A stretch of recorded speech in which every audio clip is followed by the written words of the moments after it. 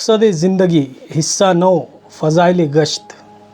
मोहतरम बुज़ुर्ग दोस्तों अजीज़ों, जब जब दुनिया में बिगाड़ आता था तो अल्लाह रब्बुल इज़्ज़त अपने मासूम बंदों को नबी बनाकर भेजते थे और नबी दुनिया में आकर एक एक के पास जाकर दावत देते थे। तमाम नबियों ने दुनिया में आकर एक ही दावत दी, नबी बदले लेकिन दावत नहीं बदली कि कुल ला इलाहा इल्लल्लाह तुफ्लिहू, ए लोगो कलमा पढ़ लो कामयाब हो जाओगे। सब के आखिर में हमारे नबी हज़रत मोहम्मद मुस्तफ़ा सल्लल्लाहु अलैहि वसल्लम दुनिया में तशरीफ़ लाए और उन्होंने भी यही दावत का मुबारक काम किया। मक्का की गलियों में, मीना की घाटियों में, ताइफ के मैदानों में और मदीना के बाज़ारों में जाते थे और दावत देते थे। एक एक के पास 70-70, 80-80 मरतबा गए। ये काम तमाम नबियों की सुन्नत है। इस मेहनत को लेकर हमें भी गश वाला अमल करना है। दीन के अंदर गश का मकाम ऐसा है जैसे बदन के अंदर रीढ़ की हड्डी। ये उम्मुल आमाल है, इसके ज़रिए तमाम आमाल ज़िंदा होते हैं।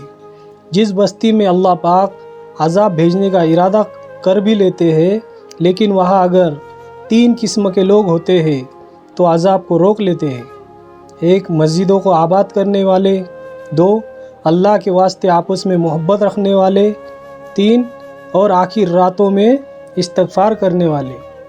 तो हम जो यहाँ पर जमा हुए हैं सिर्फ़ अल्लाह ही की मोहब्बत में जमा है और मस्जिद को आबाद करने की फ़िक्र के लिए जमा हुए हैं।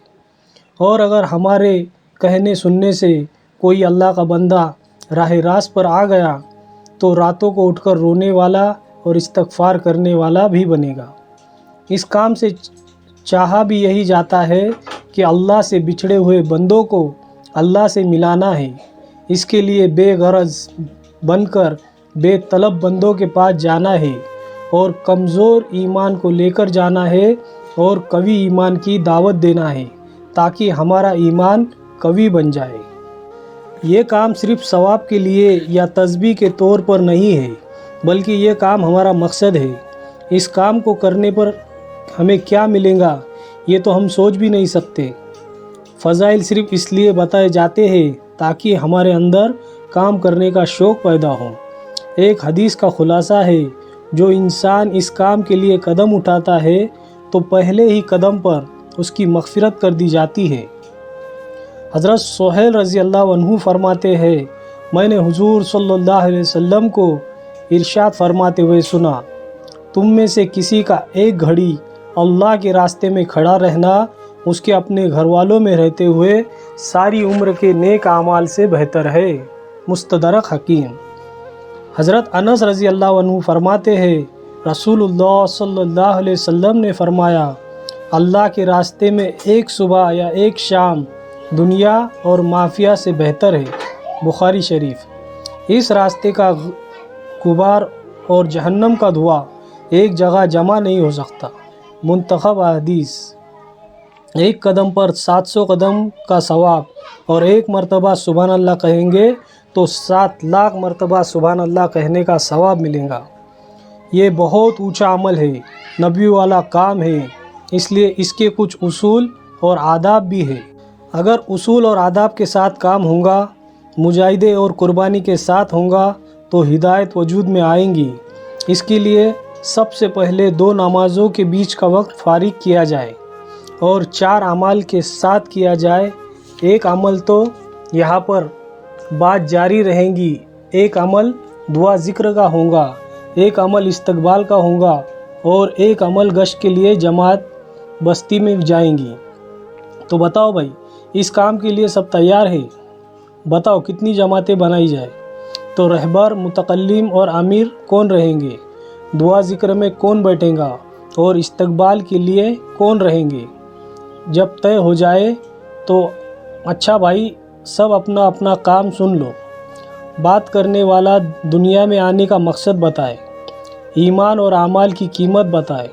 इस तरह साथियों का जहन बनाकर ज़िम्मेदारी समझाए ताकि जब तकाज़ा आए तो अपने आप को कुर्बानी के लिए पेश करने वाले बने।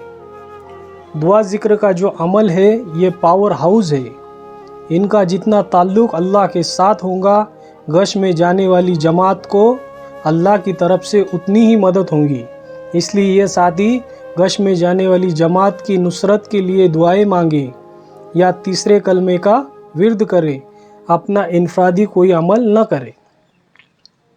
اب استقبال والے ساتھی کو چاہیے کہ دروازے پر جوتا چپل اتارنے کی جگہ کے قریب کھڑے رہے اور آنے والے ساتھی کا خوشی سے استقبال کرے، مصافحہ کرے اور فوراً استنجا اور وضو کی جگہ بتا دے۔ جب وضو سے فارغ ہو جائے تو نماز کے لیے پوچھے، ماشاءاللہ آپ نے نماز تو پڑھ لی ہونگی، اگر نہ کہے تو پڑھا دے، اور نماز ختم کرے تو اٹھنے سے پہلے مسجد میں جہاں پر بات ہو رہی ہے اس میں بیٹھنے کی دعوت دے کر اس مجلس تک پہنچا دے۔ چوتھا عمل، جو جماعت بستی میں گشت کے لیے جائیں گی اس میں کم سے کم 3 اور زیادہ سے زیادہ 10 ساتھی جا سکتے ہیں۔ ان ساتھی میں 3 ساتھی طے کر لیے جائیں، ایک رہبر جو مقامی ہو، بااثر ہو، بستی میں سب کو پہچانتا ہو، نابالغ بچے کو رہبر نہ بنایا جائے، دوسرا متکلم، تیسرا امیر۔ رہبر بھائی کا کام یہ ہے کہ جس بھائی کے گھر پر جماعت کو لے کر جائے اس بھائی کو اچھے نام سے بلائے، چاہے اس میں 99 برائیاں ہو، لیکن ایک اچھائی کہ وہ ایمان والا بھائی ہے، اس کا احترام کرتے ہوئے بلائے اور یہ کہے، اللہ کے بندے اللہ کے گھر سے اللہ کی بات لے کر آئے ہیں، اللہ کی بات بڑی، اللہ کی بات سن لو۔ اور آ جائے تو مصافحہ کرے اور پورا تیار نہ ہو، یعنی جوتا چپل یا ٹوپی وغیرہ نہ پہنی ہو تو پہنا کر، یا بچہ ہاتھ میں ہے تو اس کو رکھوا کر پورا تیار کرا کے اس نیت کے ساتھ کہ ہمارے ساتھ نقد مسجد میں آئیں گے، متکلم بھائی سے ملا دے۔ اگر 3 مرتبہ آواز دینے پر کوئی جواب نہ ملے تو آگے بڑھ جائے، اور اگر مستورات کی آواز سنے تو کہے، مسجد سے جماعت آئی ہے، کوئی مرد حضرات ہو تو بھیجو۔ اگر نہ کہے تو آگے بڑھ جائے، مستورات سے کوئی بات نہ کرے۔ متکلم بھائی کا کام یہ ہے کہ آنے والے بھائی کے ساتھ مصافحہ کرے اور خیر خیریت پوچھے، اور تمام ساتھیوں کی طرف متوجہ ہو کر ایمان والے کی قیمت بتائے، ایمان اور اعمال کی طاقت بتائے، قبر اور حشر کی یاد دلائے، فضیلت والی باتیں بتائے، وعیدیں نہ بتائے، اتنی کم بات بھی نہ کرے کہ اعلان ہو جائے اور اتنی لمبی بات بھی نہ کرے کہ بیان ہو جائے، اور بتائے کہ یہ سب محنت سے حاصل ہوگا اور اسی سلسلے میں یہ گشت والی محنت ہو رہی ہے اور مسجد میں اللہ اور اس کے رسول کی بات ہو رہی ہے، تو ہم آپ کو لینے کے لیے آئے ہیں۔ اگر کوئی عذر پیش کرے تو صحابہ رضی اللہ عنہ کی قربانیاں بتا کر نقد مسجد میں لانے کی کوشش کرے۔ اگر پھر بھی عذر بتائے اور کہے کہ انشاءاللہ نماز میں پہنچتا ہوں تو فکر مند بنا کر چھوڑ دے۔ ماشاءاللہ آپ تو آئیں گے ہی، لیکن جلد سے جلد فارغ ہو کر اپنے ملنے جلنے والے کو بھی ساتھ میں لے کر پہنچے، اور نماز کے بعد تھوڑی دیر تشریف رکھنا، انشاءاللہ ایمان اور یقین کی بات ہوگی۔ امیر کا کام یہ ہے کہ جب جماعت کو مسجد سے لے کر نکلے تو گشت کے مناسبت سے مختصر دعا کرتے ہوئے اللہ سے مدد مانگتے ہوئے نکلے، کیونکہ صرف ہمارے کہنے اور سننے سے کچھ نہیں ہوتا، کرنے والی ذات صرف اللہ ہی کی ہے۔ جب مسجد سے نکلے تو ساتھیوں کو راستے کے کنارے سے چلائے، راستے میں کوئی تکلیف دینے والی چیز پڑی ہو اور آسانی سے ہٹا سکتے ہو تو اسے ہٹاتے ہوئے چلے، دل میں اللہ کا ذکر ہو، گلی کوچے میں جائے تو تیسرا کلمہ پڑھے اور بازار سے گزرے تو چوتھا کلمہ پڑھے، دل میں فکر ہو کس طرح تمام انسانوں کا تعلق اللہ کے ساتھ ہو جائے، نظریں نیچی ہو، اتنی نیچی بھی نہ ہو کہ جان کا خطرہ ہو جائے، اتنی اونچی بھی نہ ہو کہ ایمان کا خطرہ ہو جائے، بلکہ درمیانی نظر ہو، جس طرح نماز میں قیام کی حالت میں ہوتی ہے۔ یہ گشت جو ہے نماز کے باہر کی زندگی میں نماز کی مشق ہے کہ امیر کی اقتداء، زبان پر ذکر، دل میں آخرت کی فکر، نیچی نظر، ادھر ادھر نہ جھانکنا، بات چیت نہ کرنا، صرف متکلم کی بات سننا اور آخر میں استغفار کرنا 24 گھنٹے ہمارے اسی طرح گزرے، اس کی یہ مشق ہے۔ اگر کوئی ساتھی ذکر سے غافل ہو تو اس کے قریب جا کر ذرا سی اونچی آواز سے ذکر کرے تاکہ وہ بھی ذکر کرنے والا بن جائے۔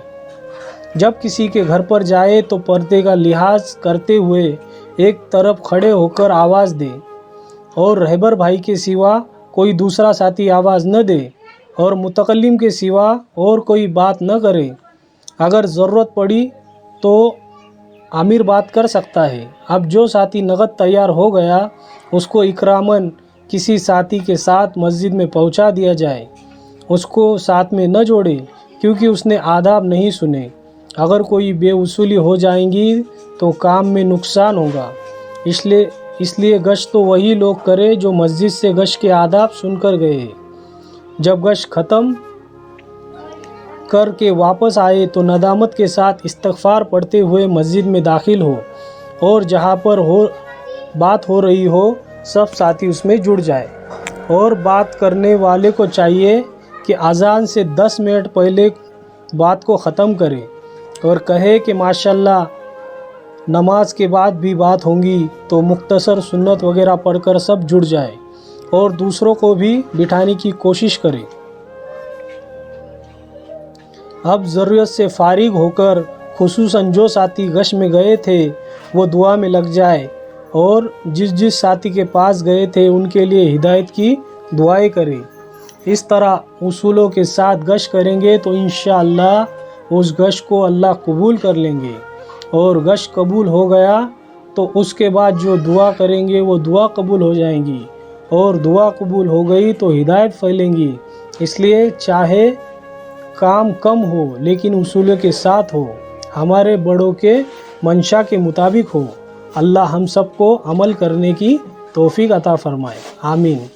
ایسے ہی ویڈیو دیکھنے کے لیے ہمارے چینل کو سبسکرائب کریں، اگر ویڈیو پسند آئے تو لائک کریں۔ جزاک اللہ خیر۔